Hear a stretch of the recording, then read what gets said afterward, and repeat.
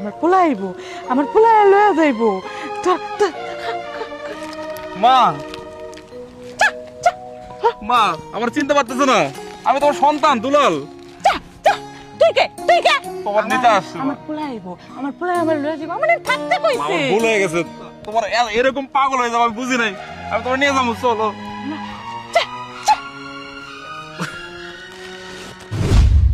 কি ব্যাপার এখন মামা বলে চেঁচাচ্ছ কেন? খুব না বলে আসছিলে আমি আমার মাকে নিতে যাচ্ছি, তোমার মা তো তোমাকে চিনতেই পারলো না, না চিনেই চলে গেল। আজকের পর থেকে এই মামা করা বন্ধ করো, ওই বুইটা রাস্তায় পড়ে মর। চলো তো এখান থেকে।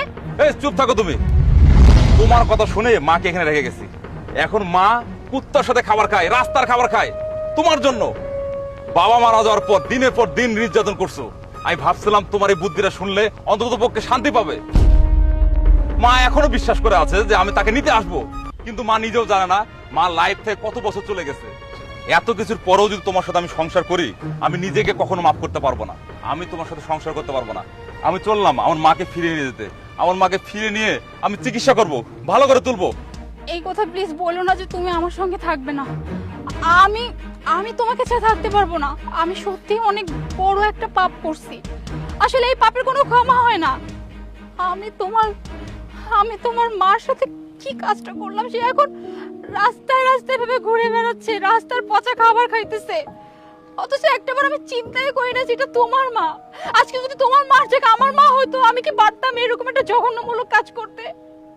আমি তো কোনো চিন্তাও করি না যে আমার মার সাথে এরকম কিছু হবে।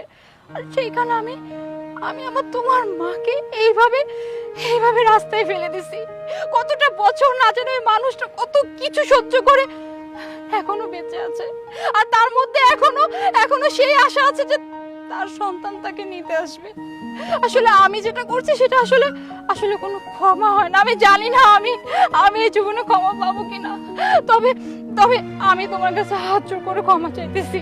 তুমি আমাকে প্লিজ মাফ করে দিও। আমি সত্যি অনেক বড় অন্যায় করছি। আর আমি তোমাকে কথা দিতেছি যে আমি তোমার মাকে তোমার কাছে এনে দেব। আর তোমার মা যেমনটা ছিল সুস্থ, আমি তোমার মাকে তেমন সুস্থ করে তুলবো।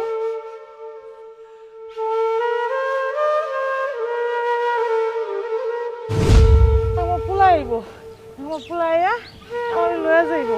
মা তুমি সুস্থ হয়ে যাবা, চিন্তা করো না।